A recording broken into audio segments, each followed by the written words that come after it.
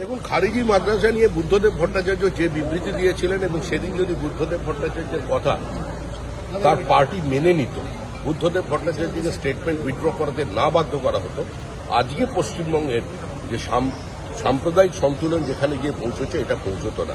মুখ্যমন্ত্রী নিজে বলছেন যে ভারতবর্ষ স্বাধীনতার ক্ষেত্রে খারেজি মাদ্রাসা অর্থাৎ দারুল উলুম দেওবন্দের বিরাট অবদান রয়েছে, যে অবদান স্বয়ং আরএসএস এর নেই। পশ্চিমবঙ্গে একটা মাদ্রাসা এরকম উদাহরণ দিতে পারবেন যে মাদ্রাসাতে অপকর্ম করা হয়, যাদের আইডিওলজিকে পশ্চিমবঙ্গের বুকে পরিচালনা করার চেষ্টা করছে, সেই সাভারকাররা যেখানে মুচলেখা লিখে দেয়, সেখানে ওই খারেজি মাদ্রাসা থেকে পড়া আলেম সাহেবরা নিজের গলায় রশিটা দিতে পর্যন্ত দ্বিধাবোধ করেননি ভারতবর্ষের স্বাধীনতা সংগ্রামের জন্য। এই দেশ বিভাজনের রাজনীতি, এই মানুষ বিভাজনের রাজনীতিতে গিয়ে কাদেরকে কলঙ্কিত করার চেষ্টা করছেন?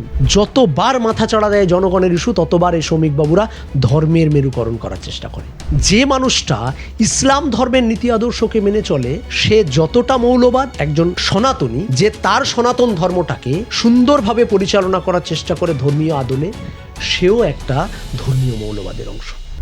বিজেপি সরকার ক্ষমতায় আসার পর থেকে খারিজি মাদ্রাসা নিয়ে নানা প্রশ্ন তুলছে। তারা বলছেন যে এই খারিজি মাদ্রাসায় পঠন ব্যবস্থা সেভাবে হয় না, তার জন্য বন্ধ করে দেওয়ার একটা চিন্তাধারা করেছে। দেখুন, খারেজি মাদ্রাসা এইটা যদি আমি বলতে যাই তাহলে আজ অনেক কথা বলার আছে।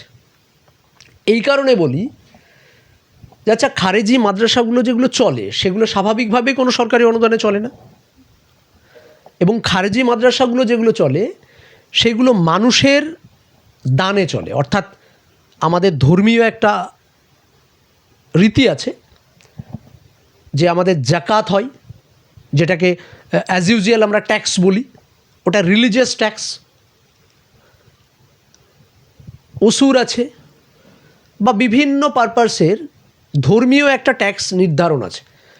এই ট্যাক্সগুলো নির্ধারণ কেন করা হয়েছে সেগুলো যদি আমরা ব্যাখ্যা করতে যাই, তাহলে দেখব মানুষের মধ্যে যেন অর্থনৈতিক ক্ল্যাশ না থাকে, অর্থনৈতিক পরিকাঠামোটা সর্বস্তরের মানুষের একটা লেভেল পর্যন্ত থাকে। তার কারণে কিন্তু এই জাকাত ফাকাত ইত্যাদি ইত্যাদিগুলোর একটা সামাজিক গুরুত্ব রয়েছে।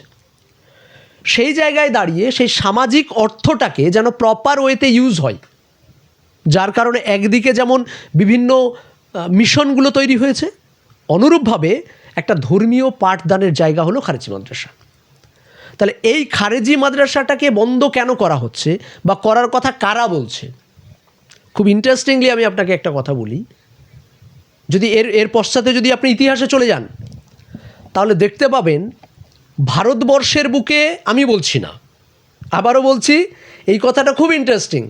আপনারা ছোট্ট একটা ক্লিপ পেয়ে যাবেন যেখানে শুভেন্দু অধিকারী নিজে বলছেন, মুখ্যমন্ত্রী নিজে বলছেন যে ভারতবর্ষ স্বাধীনতার ক্ষেত্রে খারেজি মাদ্রাসা অর্থাৎ দারুল উলুম দেওবন্দের বিরাট অবদান রয়েছে, যে অবদান স্বয়ং আরএসএস এর নেই। এটা আমি বলছি না, কিন্তু তৃণমূল থাকাকালীন শুভেন্দু অধিকারী স্টেজে দাঁড়িয়ে বলছেন। আর আজকে সেই মুখ্যমন্ত্রী হওয়ার পর উনি বলছেন বা ওনার দল বলছে যে খারেজি মাদ্রাসাগুলো অপকর্মের জন্য। একটা মানুষের স্ট্যান্ড পয়েন্টটা আপনি একটু দেখুন, যে ভারতবর্ষ স্বাধীনতায় দারুল উলুম দেওবন্দ, এই দারুল উলুম দেওবন্দের যদি অবদান পড়তে যান, তাহলে বড় বড় সেখানকার মুহাদ্দিসদেরকে, যারা হাদিস বিশারদ, যারা কোরআনকে ব্যাখ্যা করেন, সেই সমস্ত মানুষগুলোকে মাল্টার নিঝুম অন্ধকারে আন্দামান নিকোবর দ্বীপপুঞ্জের সেলুলার জেলে, যে জেল থেকে বেরোনোর জন্যে তাদের পিতা মুচলেকা দিয়ে বেরিয়ে এসছে, বা তারা যাদের আইডিওলজিকে পশ্চিমবঙ্গের বুকে পরিচালনা করার চেষ্টা করছে, সেই সাভারকাররা যেখানে মুচলেখা লিখে দেয়, সেখানে ওই খারেজি মাদ্রাসা থেকে পড়া আলেম সাহেবরা নিজের গলায় রশিটা দিতে পর্যন্ত দ্বিধাবোধ করেননি ভারতবর্ষের স্বাধীনতা সংগ্রামের জন্য। আজকে আপনি চলে যান দিল্লিতে, ইন্ডিয়া গেটে গিয়ে দেখুন তো, যে সমস্ত নামগুলো খোদাই করা লেখা আছে, সেখানে কতটা আপনি খারেজি মাদ্রাসার পড়া ওই তালবিলি মৌলবি সাহেবদের নাম আপনি পাবেন, আর কজন আরএসএসের পাবেন, যারা তথাকথিত নিজেদেরকে দেশভক্ত বলে পরিচালনা করার চেষ্টা করছেন। ভারতবর্ষের প্রথম যিনি এডুকেশন মিনিস্টার, মৌলানা আবুল কালাম আজাদ, তিনি একজন খারেজি মাদ্রাসায় পড়াশোনা করা মানুষ। উর্দু ফার্সি থেকে শুরু করে 11টা ভাষা জানতেন তিনি, আরবি ভাষার পণ্ডিত ছিলেন। এই আরবি ভাষার পণ্ডিত, এই ফার্সি উর্দু ভাষার পণ্ডিত, তিনি ছিলেন ভারতবর্ষের প্রথম এডুকেশন মিনিস্টার। সব থেকে ভারতবর্ষের এডুকেশন মিনিস্টার, আপনি ভাবতে পারেন? শিক্ষা ডিপার্টমেন্ট যার হাতে তুলে দেওয়া হয়েছিল, স্বাধীনতোত্তর সর্বপ্রথম শিক্ষার দায়িত্ব তিনি পাচ্ছেন। ভারতবর্ষের যিনি রাষ্ট্রপতি জাকির হোসেন, তিনি একজন খারেজি মাদ্রাসায় পড়াশোনা করা মানুষ। আমরা আল্লামা ইকবালের কথা বলি, সারে জাহাঁ সে আচ্ছা ইয়ে হিন্দুস্তান হামারা। আজকে বিজেপির নেতারা পর্যন্ত এই সুরে সুর মিলাতে দ্বিধাবোধ করেন না যে সারে জাহাঁ সে আচ্ছা ইয়ে হিন্দুস্তান হামারা। আল্লামা ইকবাল একজন মাদ্রাসায় পড়া ছেলে, একজন মাদ্রাসায় পড়া মানুষ। তাহলে কাকে মূল্যায়ন করছেন আপনারা?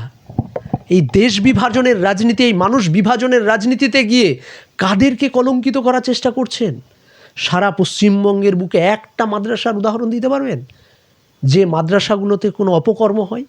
আপনি এতদিন স্বাধীনতার পর চলে গেল, পশ্চিমবঙ্গে একটা মাদ্রাসা এরকম উদাহরণ দিতে পারবেন যে মাদ্রাসাতে অপকর্ম করা হয়?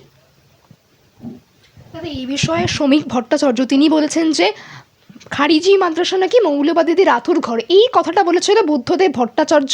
তার কথাটা তার দল শোনেনি বলে পশ্চিমবঙ্গের নাকি আজকে এই খারাপ অবস্থা। আচ্ছা, আমি একটা কথা বলি, এই যে মৌলবাদ শব্দটা শাব্দিক অর্থ সৌমিকবাবুকে বলবো আমি, আপনি আরও একবার ভালো করে একটু দেখে নেবেন। আপনি আমার থেকে অনেক বেশি পণ্ডিত মানুষ। মৌলবাদ যার মূল রয়েছে, তো আপনি একজন সনাতনী, তাহলে আপনার একটা মূল রয়েছে, যে মূলটাকে আঁকড়ে ধরে আপনি আপনার ধর্ম পরিচালনা করছেন, ধর্ম চালনা করছেন, ধর্ম রীতি রেওয়াজগুলো পালন করছেন, আপনি আপনার যে দায়িত্ব রাজনৈতিক সেটা পালন করছেন। অনুরূপভাবে যে মানুষটা ইসলাম ধর্মের নীতি আদর্শকে মেনে চলে, সে যতটা মৌলবাদ, একজন সনাতনী যে তার সনাতন ধর্মটাকে সুন্দরভাবে পরিচালনা করার চেষ্টা করে ধর্মীয় আদলে, সেও একটা ধর্মীয় মৌলবাদের অংশ। বিকাশ স্যার বারবার বলে যে কোনো মৌলবাদের উগ্রতা কিন্তু কোনো জাতি বা কোনো রাষ্ট্র পরিচালনার ক্ষেত্রে ভয়ঙ্কর। ধর্মীয় উন্মাদনা রাজনৈতিক উন্মাদনার সঙ্গে মিশিয়ে যদি হয় তাহলে সেটা ক্ষতিকর। ধর্ম ধর্মের জায়গায় থাকবে, রাজনীতি রাজনীতির জায়গায় থাকবে। এই বারবার যখন রাজনৈতিক ব্যর্থতাগুলোকে সৌমিকবাবুরা বারবার এই ধর্মের আদলে গুলিয়ে দেওয়ার চেষ্টা করে, সমস্যা হলো সেই জায়গায়। যে সমস্ত প্রতিশ্রুতি সারা ভারতবর্ষের মাটিতে সৌমিকবাবুরা দিয়ে এসেছেন, সেই সমস্ত প্রতিশ্রুতি আজ যখন ব্যর্থ, টাকা আর রুপিয়া ভারতবর্ষের অর্থ এক হয়ে যাওয়ার কথা ছিল, কিন্তু আজকের দিনে দাঁড়িয়ে $1 সমান 95 টাকা 33 পয়সা ব্যর্থ।